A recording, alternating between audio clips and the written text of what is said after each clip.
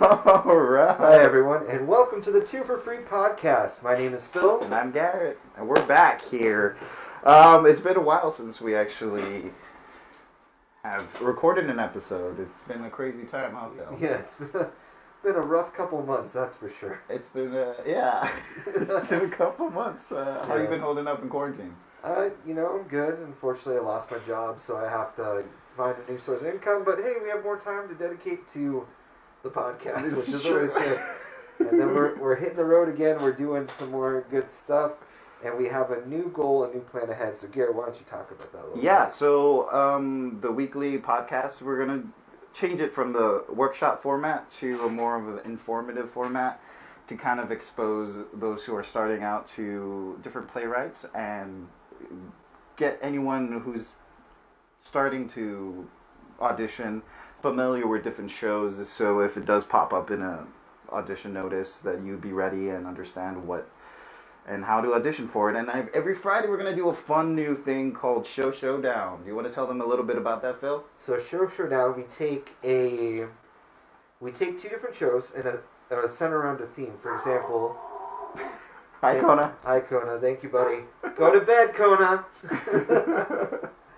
So we take a theme and we basically take a couple of shows and smash them together and fight. For example, we could say, what is the best movie that's about World War II? Mm-hmm. And that's like a very specific theme, but in mind, like, okay, well, there's Pacific Overtures, there's Allegiance, South Pacific. Mm-hmm. Yeah, you can pick up all these shows, and then you combine them head to head, and just based on our opinions alone, we decide which show fits the criteria, which show makes it best. And we can have an audience interaction saying, hey, you pick for us who won the fight, the Show Showdown. And you essentially pick the winner based on our arguments, which musical is going to win. And on June 19th, we're having a special episode because of what happened with George Floyd and what's going on with the protests. We feel that it's important to highlight and appreciate the African American community, so we wanted to show that appreciation by doing a special episode talking about the sordid history of musical theater and the African American community, the triumphs and all the failures that have happened in trying to bring equality to the African American community. So we wanted to do something special and show appreciation for them and show solidarity for them in this trying time. So stay tuned. June 19th, we're going to do a special episode like that. And so today's special episode is Jason Robert Brown musicals, baby. Aw, yeah. So Phil, do you want to start off with your musical? Yeah, so when I was doing research upon this, I actually was shocked to find out kind of the limited number of Jason Robert Brown musicals. I was like, he's very prolific in the musical theater community, and he's known because his music is so difficult. Yeah. Especially for a pianist to play. He's a very skilled songwriter and composer, and his music is very difficult. But the show I really like to play isn't really a show in the technical sense. Mm-hmm. It is a song cycle. A song cycle, for those of you who don't know, is a collection of songs put together. It might incorporate a theme, might incorporate little scenes, but it's not a full-through story from beginning to end with your centered characters. So this song cycle is called Songs for a New World. Oh, yes. That's an excellent choice. They just performed that at Puliku last year, right? In 2019? Yeah. Yep.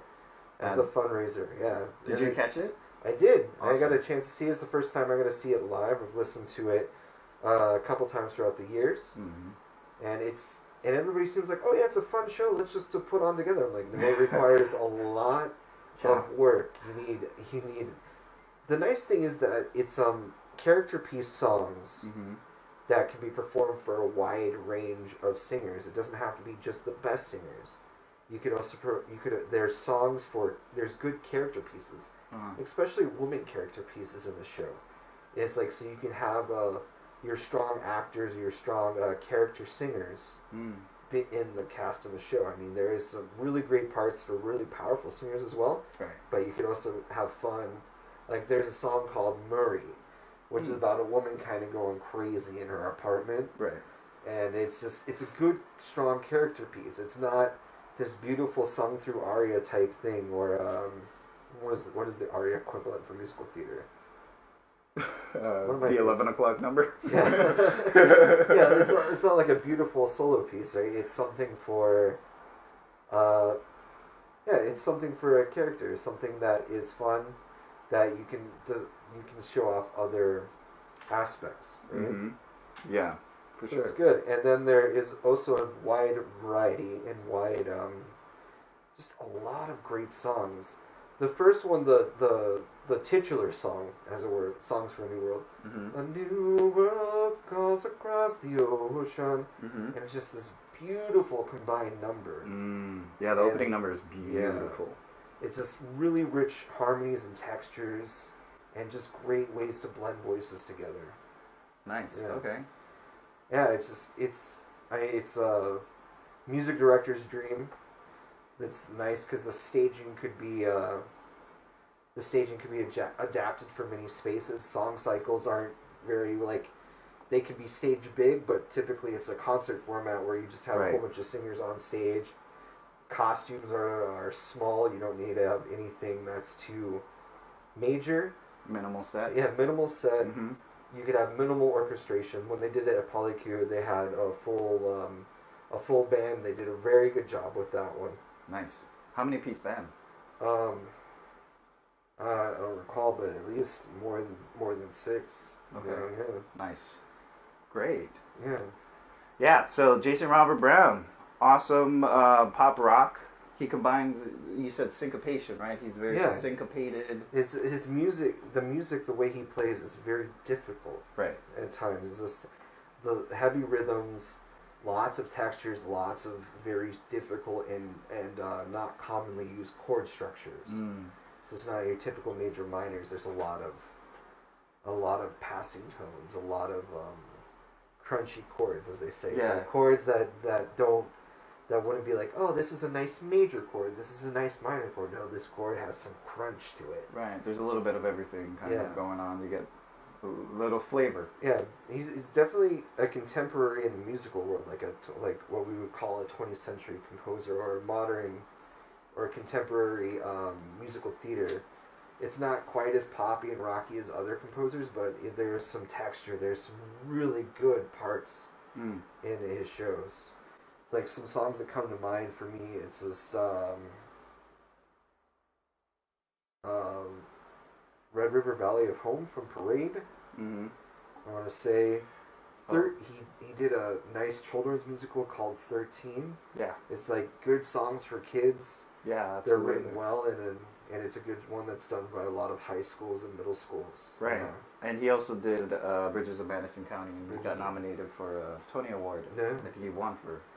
Yeah, he's won a couple Tony Awards and Drama Desk Awards over the years for his work. Do you think because it's syncopated, similarly to like artists like Sondheim, do you think that's kind of why Jason Robert Brown is at the tip of the tongue of kind of the younger generations who are fans of the musical theater? Yeah, it's something that breaks beyond your classical musical theater, your Oscar and Hammerstein kind of thing, where it's very contemporary. The songs are very interesting, and they're good at telling stories as well.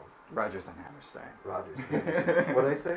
Oscar and Hammerstein. Oh yeah, Oscar Hammerstein. No, it's Rodgers and Hammerstein.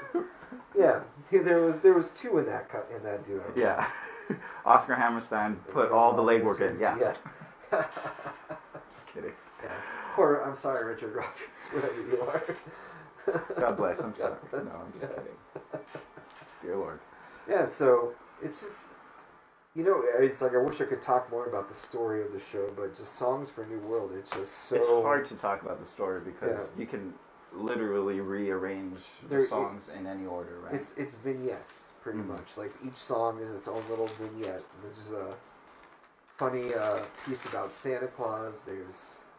It's kind of, if you wanted to theme, it's kind of like a New York City feel. Right, they talk about kind of like life in the city, and that's what a lot of the songs kind of go in that one. So he's kind of writing from experience, and the song cycle, I think. That's interesting. Yeah. So it's kind of like, not that it's an exact shot for shot, like comparison, but like Company, in that it's not like blatantly city life, but they constantly talk about how crazy it is, and Yeah. another 100 people, Yeah. and it has that kind of syncopation to it. Similar. Yeah, definitely in that feel where you'll have that where these are composers and artists writing from what they know. Right. Or what's relevant to them, or the culture that they are performing to.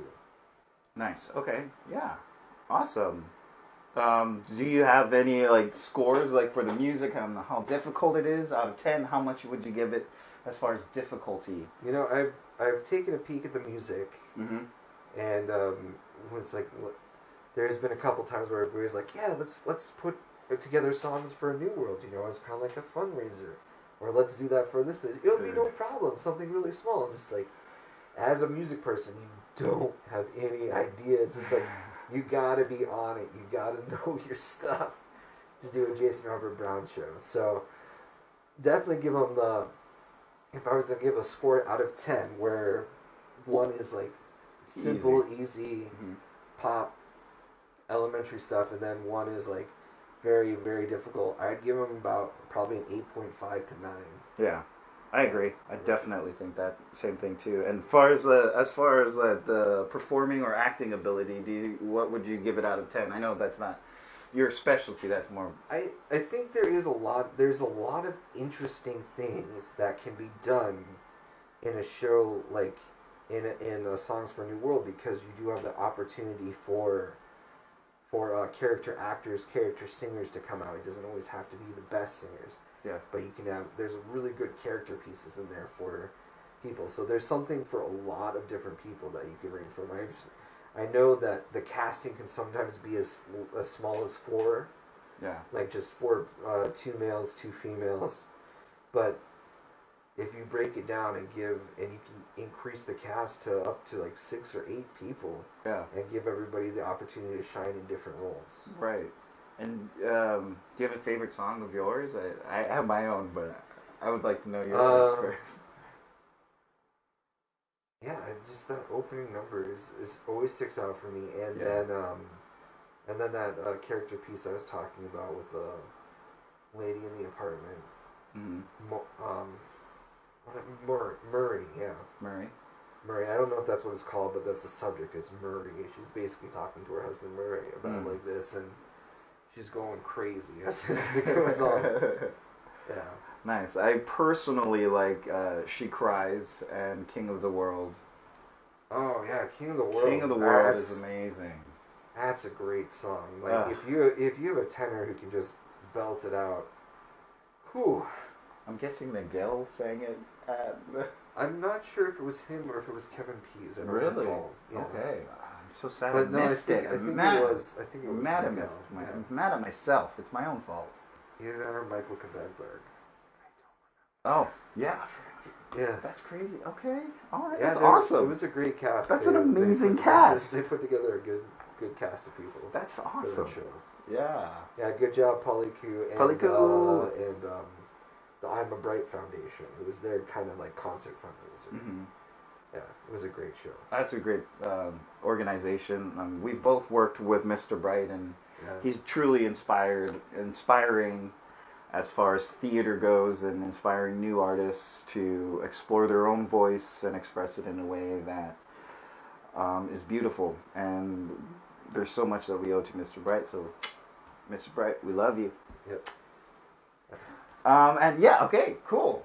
Awesome. So let's switch over to you, my friend. What show have you brought to us from Jason Robert Brown? I'm old school, so I have it like written down on this little notebook here. But I love The Last 5 Years. It's one of my favorite musicals. Norbert Leo Butz. Mm-hmm.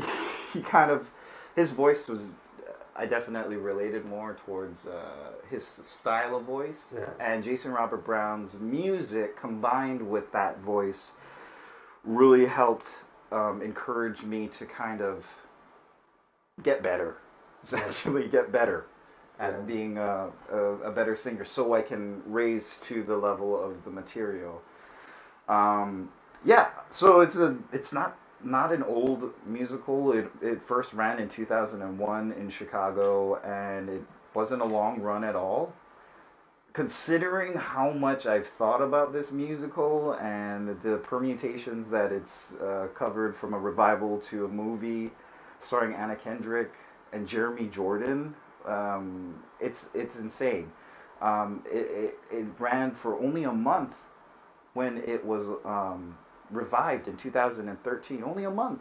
That's crazy. A limited engagement, obviously, but you think about these shows running for so long. When you hear about them, when you hear the music, and you're like, oh, that's an amazing musical. Like, I'm sure it's still running. I'm sure it ran for X amount of performances, and you find out a lot of these musicals don't get the appreciation and the long runs that we expect them to get, even though the quality of music kind of justifies the long run.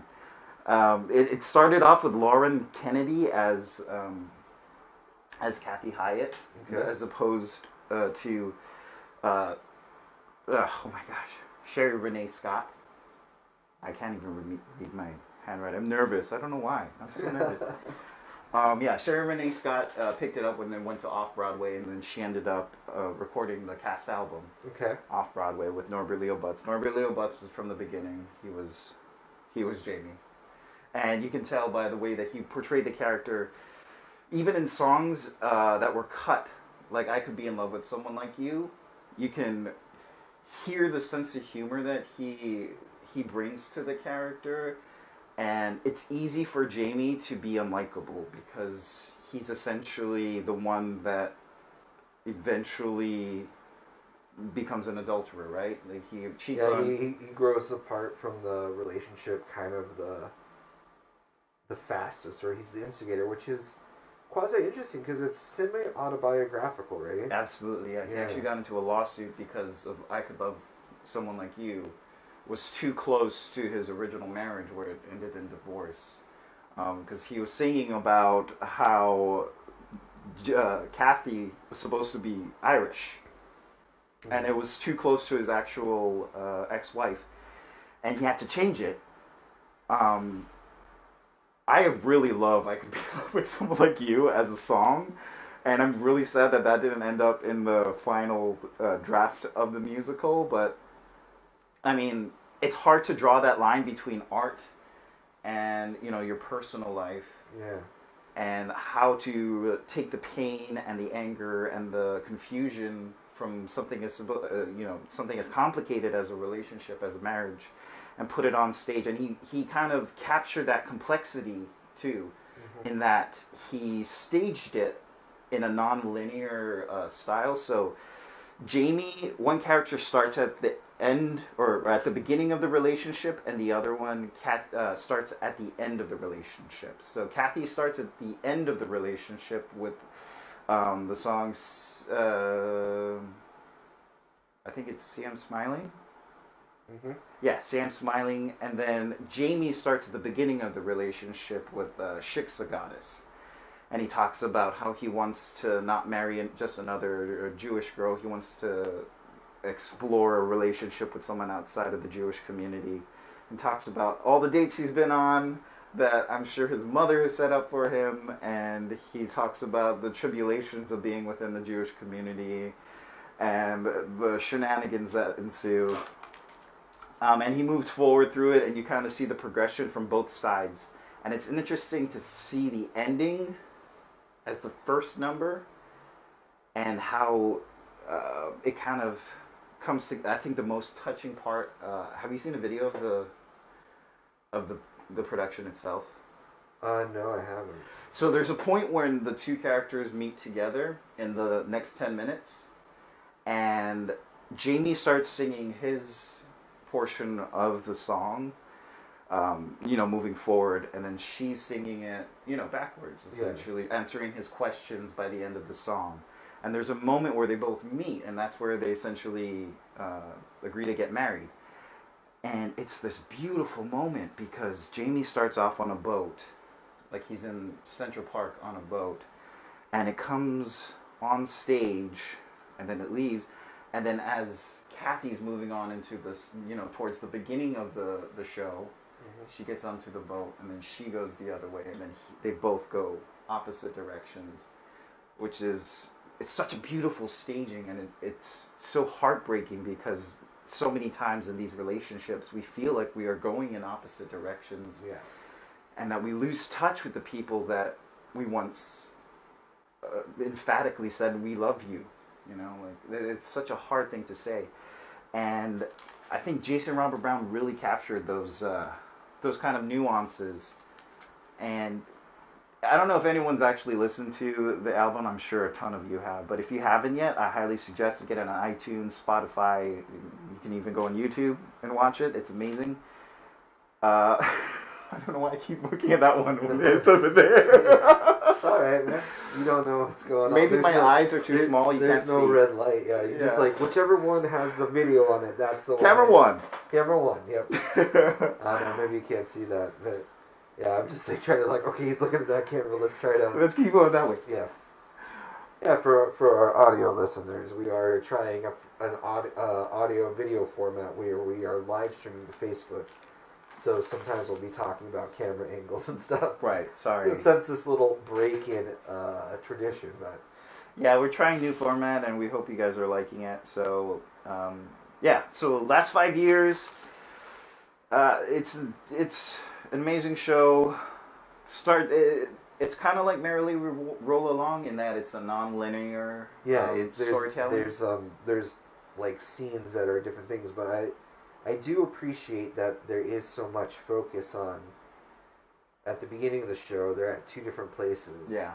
And at the end of the show, they're at two different places, and sometimes you don't get that. Like, from listening just to the album, it's like initially you don't get that. It's just.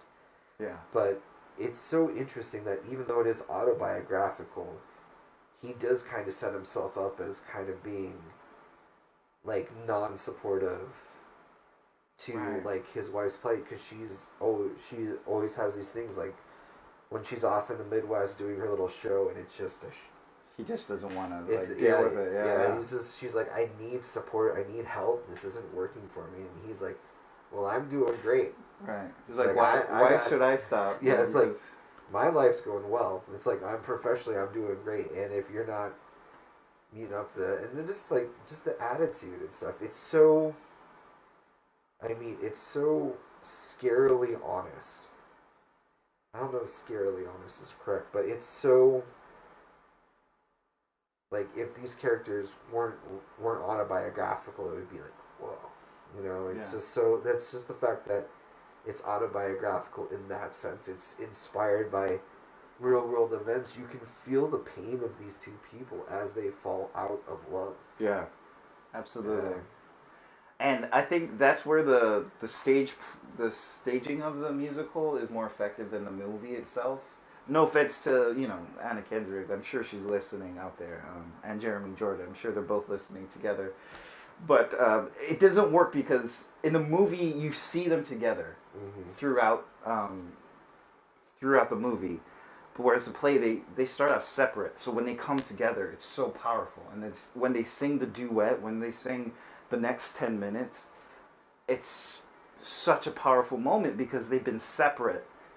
And whenever they talked to the other person in the marriage, there was never anyone there to kind of bounce the ideas off of. So when they actually meet and they touch, and you see the love that kind of gets lost along the way.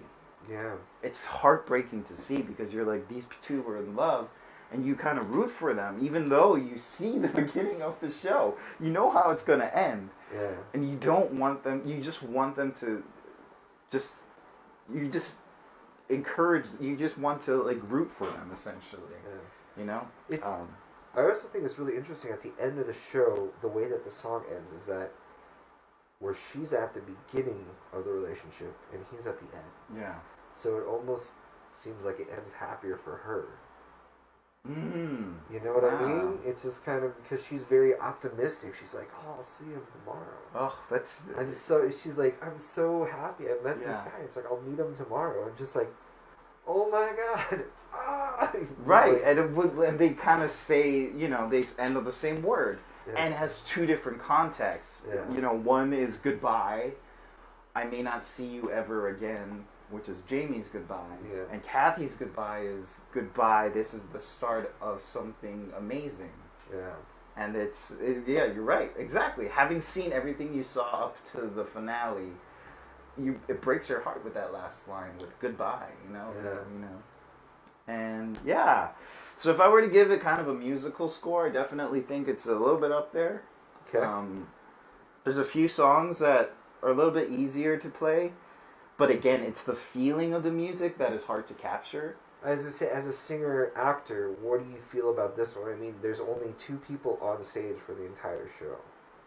So yeah. Is this something that is sustainable for, like, at what level do you think you would need to be at to be in this show where you are carrying this, like, show of probably 8 to 10 songs per person? Yeah. And it's not easy, and it's not easy music. That's the thing, is that Jason Robert Brown goes through levels like crazy from 0 to 10, and there multiple times. There are the stories that rattle off like a thing like Shiksagoddess. Yeah. For that one, it's just miles a minute and just like so many lines, so much thoughts to get out. And then when the lady is talking about being in the Midwest. And Summer it's just in like, Ohio, yeah. Yeah, Summer in Ohio, and it's just like, there's just thoughts going a miles a minute. It's like, this isn't, it's very spoken and acted through singing, and it's... Yeah. Oh. Well, and what's interesting, too, is that it would be enough if it was just about the marriage, right? But then it becomes this kind of commentary on, you know, the successful male and then, like, the struggling female. And there wasn't a sense of empathy on his part. It seemed like I don't want to say that too, because in the story of Shmuel, it did seem like he was trying to wake her up. Yeah. Trying to help her out with her career and saying that this is what you are amazing, you're an amazing talent. You need to quit your temp job and just focus in on acting. And he buys her a backstage, and he says, like, I know a headshot guy that'll get you a bunch of new headshots. We're going to do this together. Mm-hmm. And I think that's, like, the first and last time you kind of see him, other than If I Didn't Believe in You, where it's kind of, I feel like it's kind of a too late kind of a thing. At that point, it's a little bit too late for him to show his support. Because she's already hurt and she's already betrayed, and he's already showed a couple of times throughout just the musical that he isn't exactly going to be there every single time. Yeah. But yeah, it's an interesting commentary also too on Broadway. How an actress feels when she steps into the room in Climbing Uphill. That's kind of a lot of people's favorite song because the humor is derived from the honesty of it, in that, you know, when you're singing a song, sometimes the accompanist, yeah, the accompanist will sometimes not be on the same page as you mentally, and right? It's true. It's true. They see hundreds of people per day, and Actually, yeah, exactly. They might have never heard your song before. So. Absolutely. I mean, and that's your job as an actor, Pointer, to set the tempo. There's a point where she sings in the song, "Oh, why is this piano thing so loud?" and all that other stuff. There's a bunch of things that go into an audition that is beyond just like preparing a song. You know, like what you wear, how you're feeling, your resume, and there's a whole bunch of different factors that go into the auditioning process. That it's hilarious seeing Kathy kind of point them out and kind of move on and just be told thank you. Yeah. It is very true to life, like this is what it is or what it's like. It's very much like if you've been in that kind of cattle call situation or trying to break through situation, you're like, I understand this song. Absolutely. This is like how it is all the time. So he did a very good job of capturing that feeling. Absolutely. I think, and the title of the song is so apropos, because climbing uphill, that's exactly what you're doing when you're you're clawing your way up the ranks, and you're just, another face in the crowd, essentially, when you're in the cattle calls or, at the audition. You sit in the audition room and you see 100 other faces. Some of them get to go in before you because they're equity. You're not equity. I just gotta get better. I just gotta get equity. That's it. There you go, yeah. That's the key. But yeah, if I were to give it a musical score, I would definitely give it an 8. Okay. 8.5, around that area. Because I think there's a few songs that, like Nobody Needs to Know is a good song. Real chill song. It's dun dun dun, like a lot of single. It's more so the emotion, because that's the emotional point of the song. You don't want to distract from the performance with a complicated rhythm and complicated music and composition. It's just piano, strings, super simple. Not that the whole show is super simple, but that song itself I feel is manageable as far as music and acting goes. It is difficult. It's got 2 people in it. Yeah, 2 people carry the whole show. You got start 9-minute to show. beginning. Yeah. And you have to go from like super highs to just gross lows where you're just like, oh man, life is horrible. Yeah, I'd say about a 9. Yeah. For both characters. Kathy Hyatt has a really great song other than Climbing Uphill. CM Smiling is a really good acting song. It'd be good for just a reel if you would do like it's kind of like a song monologue essentially. Song-a-log, as I like to say. And Jamie has an amazing song with Chick's a Goddess, Moving Too Fast. What's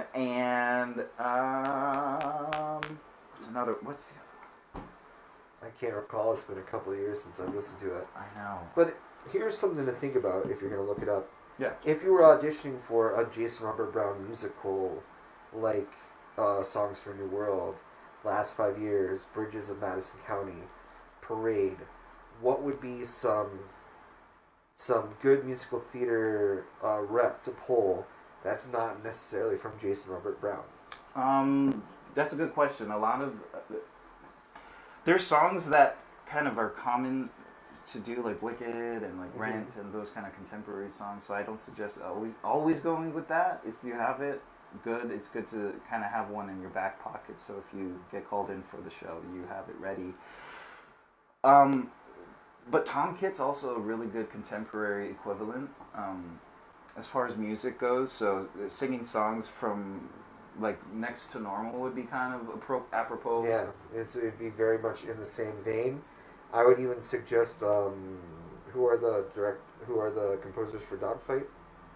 Oh gosh, why am I blanking so hard? It's another duo from Michigan. They've done a couple other shows. They did The Greatest Showman. They did. Yeah, we did an episode on them. We did an episode on them. Hold on. Well, but kind of definitely in that vein where it's modern, kind of contemporary, but not necessarily super poppy type music is what I would suggest. So like a couple interesting songs from Dogfight in there about like just the pain of being used or being in a relationship that's I wouldn't say toxic but not going well, that the female character has a Dogfight, which is great. Pasek and Paul. Pasek and Paul. Darn it. I'm mad at myself. We're sorry. I'm mad at myself. Pasek and Paul. Pasek and Paul. I guess if you want to go, if you wanted to go further back, or you don't have access to some of the contemporaries, Sondheim is always a comparable one to yeah. What does that say? It's about almost 40 minutes. Cross-pulled is more pages. Oh, okay. Yeah, Sondheim is comparable to Jason Robert Brown. So is Andrew Lippa. Oh, Andrew, that's a good point. So, like, Addams Family would be a good one. Wild Party is a good one. Yeah, you also have Real Big Fish. Yeah. You also have to be careful because you don't want it to be too complicated, because the last 5 years has complicated music, but you don't want to choose something complicated for the audition. Does that make sense? You want to do something that is in rep, that would be known, that it's not that you would give to middle of the road pianist who could be like, yeah, I could probably sight read this, no problem. Yeah. You don't want to give them something that's like 5 different key change with 7 flats, God. and you're just like, and then enough to the point where the pianist has to cross their eyes because they don't know what they're looking at. Right. Yeah. So. And it's hard because if you choose a song like Shik's a Goddess, there's a lot of finger movements that even like veteran pianists have trouble kind of nailing. Yeah. Because again, it's about the feeling of the music that is hard to kind of imitate if you don't have that groove. If you need for your accompaniment to be exactly how you're used to being, then maybe it's probably not a good idea to bring this music into an audition unless you bring in your own audition pianist, if that is allowed. But that way you get exactly what you want to hear from the piano for your audition instead of somebody who's kind of guessing their way through.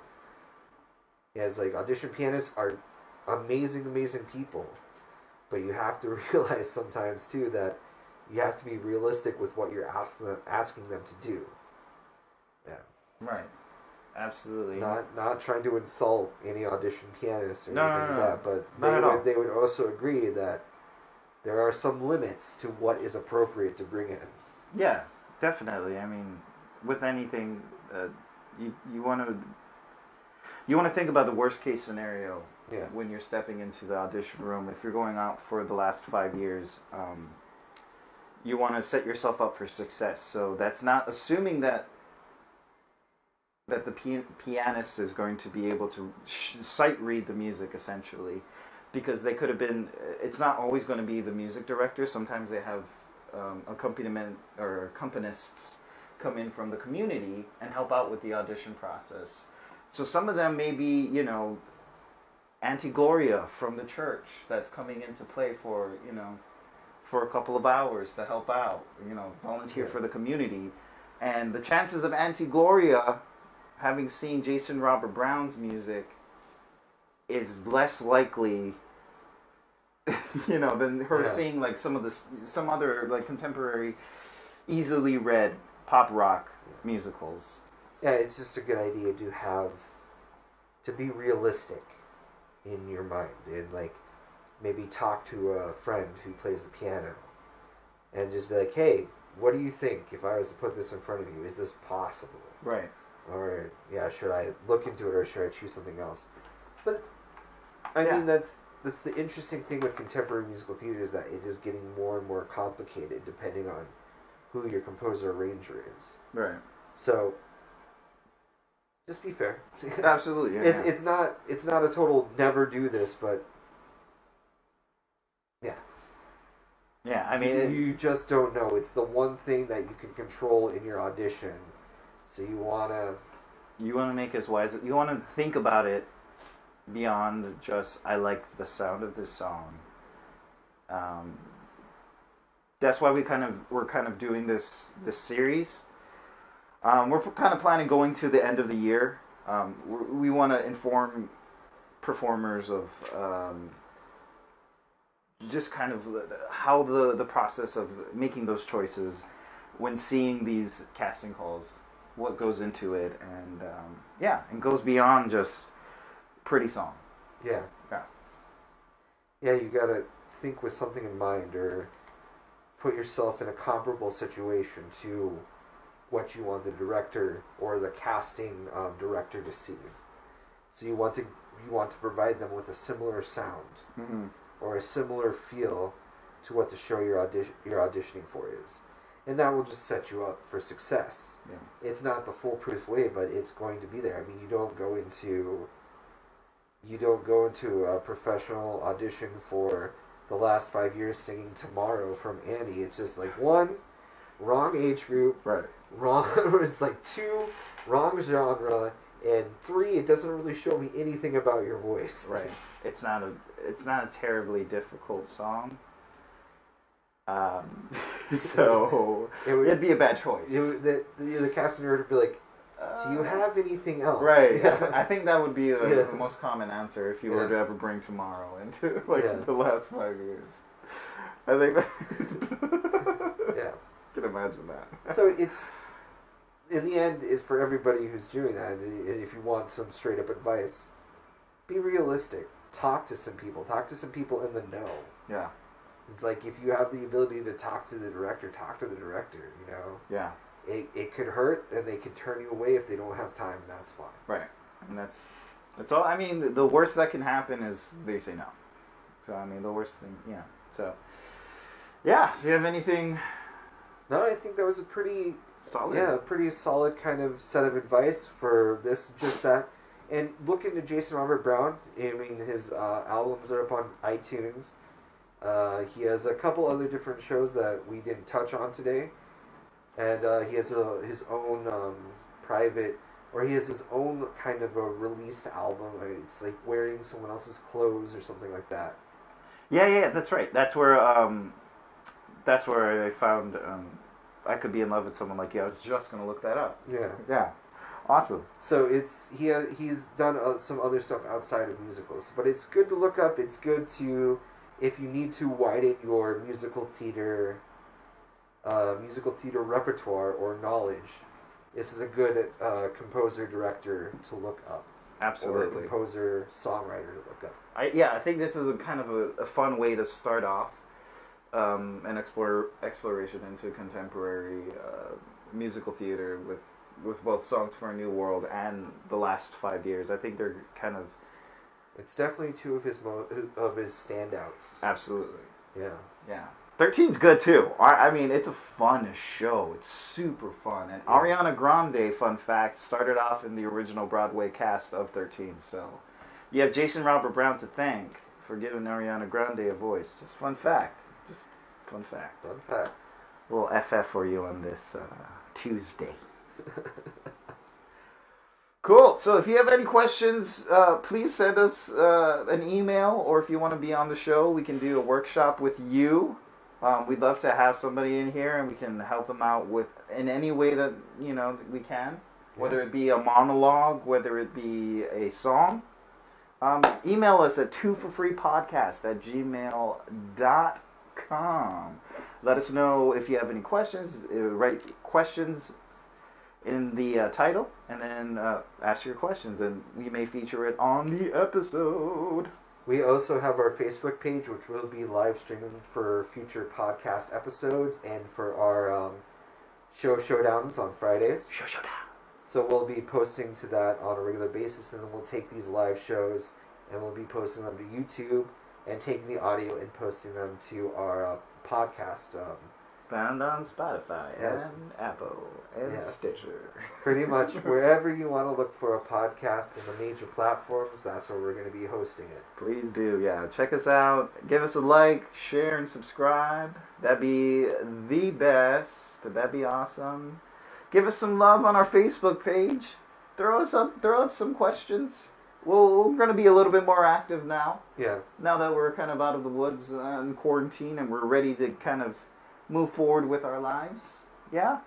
So we love to hear from you, and we want to engage in with you. Phil, anything else? That's all I have. Okay. All right. Well, I've been Garrett. And I've been Phil. And we've been the 2 for Free Podcast. Peace!